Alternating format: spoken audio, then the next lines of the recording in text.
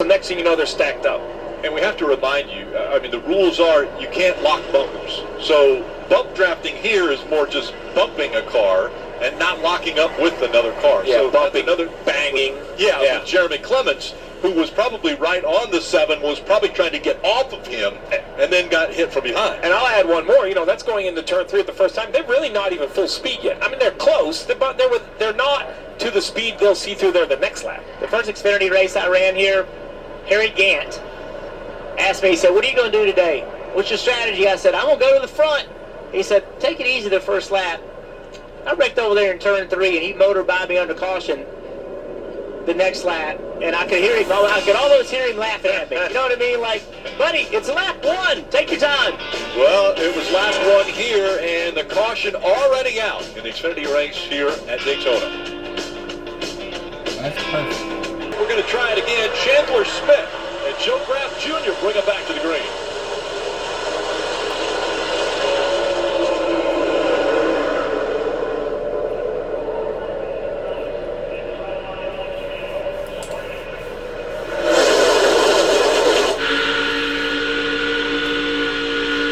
Pretty organized so far.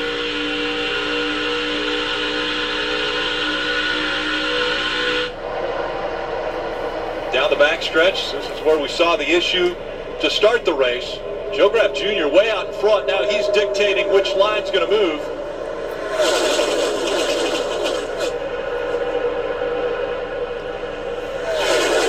Stays in front of that outer line, and here comes Chandler Smith, then going through the speedy dry. That's what you're seeing. So Chandler Smith right now, he's spending a lot of time looking in the rear. Damage on the 21 car. Losing the path a little bit. That's not good. No, he's going to have one shot at this right here, Rick, because as he gets further back, he's just going to get slower and slower. And it looks to me as he enters turn 1, he's off the pace. Could be a very short night for Austin Hill. That's opportunity. We talk about this race being an opportunity for the playoffs without the Cup drivers. Well, Austin Hill being out also has to be a huge opportunity for the rest of the Xfinity Series regulars. He's just so dominant in this style of racing. Although you see his teammate Jesse Love says, "What do you mean, Austin Hill? I want Talladega." Yeah, 3 wide. Now who's going to go with him? Creed is standing back here going, okay, I think I need to stay with my teammate. He decided to go to the bottom of the racetrack. In the middle now, who's going to go with Jesse Love? Is he going to go all the way to the back of this pack with that move? Yes, Anthony Alfredo behind him in the 5. I love the dip. Woo. But 2 cars definitely are not going to work. Remember, you normally see large accidents. He could pass those cars. This is all for regular season points. Racing up front's been pretty good. Those call it car, A.J. Allmendinger. The orange and black car in the middle. He helped Brandon Jones in that yellow car get to that position. Brandon found a hole in the bottom, went to it. 27 started going back at Jeb Burton. Now the 39 of Sieg is pushing him. Right along with the wheeling on board of Jesse Love. And this is how chaotic it gets. He gets right up to the back bumper of Cole Custer, but doesn't make contact. That middle lane is opportunity in these cars. If you can get enough people to go with you, you can make gain there. 3 wide now around Daytona. 3 wide for A.J. Allmendinger out in front of Parker Kligerman in the 48th and the 81 of Chandler Smith, who started on pole. Here comes Allgaier leading this lower line. Yeah, you see what happens. This lower line, there's less cars, so on the straight, the upper line gets a little bit of an advantage. The 7 of Allgaier, he's trying to side draft to slow him down on the straight. Then when he gets to the corner, he's going to run the shortest line around there as possible. And see, he'll make ground in the corner. All that's great. He's like, all right, I'm making ground, I'm going to the front. Oh, God, come on. Now when they get here. Yeah, could he clear Allmendinger? No. But the bottom that's got more cars, more guys have started to get down there.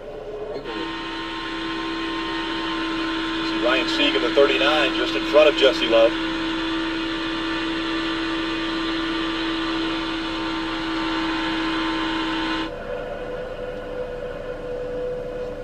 Dave, how about the 97 and his progress? Rick going nowhere from his 19th starting spot. Here's why. The wheels on the rear end's way out of the track, and I'm just all over the place. Once I'm in the corner, it's okay, but It's horrible. Copy that. It's probably a lot better when there's nobody behind you, right? When yes, correct. Just hang at the back of this group right here, and we'll just keep our eyes open and miss it if there's any wrecks here. Stay at the back of the pack, but don't lose the pack. That's critical here, Marty. Steve mentioned it earlier in this broadcast about what happened to Riley Herbst last week at Michigan. Spotter Joey Campbell cleared Riley Herbst, and he was not clear, and this is the wreck that happened with Ryan Sieg. And then when they finally were able to meet on Tuesday, they sat down, and Joey walked in the room and said, hey, that was my fault. I did not think that you were going to hit anyone. I thought you were actually clear. And Riley joked, said, hey, listen, man, I made so many mistakes listening to you when I didn't pay attention. That's okay. We all make mistakes. And then Jeff, Gavin Restivo, the crew chief, said something very interesting to me. I asked him, were you worried about what happened coming into Daytona this week? He said, no, as long as the trust was still there. And I could see in the meeting that trust was there. Is there a place, Jeff, where you have to trust the spotter more as a driver than Daytona or Talladega? I think this is the very most important place to trust your spotter. I think after that, you can't let one incident completely change your relationship, and those two guys did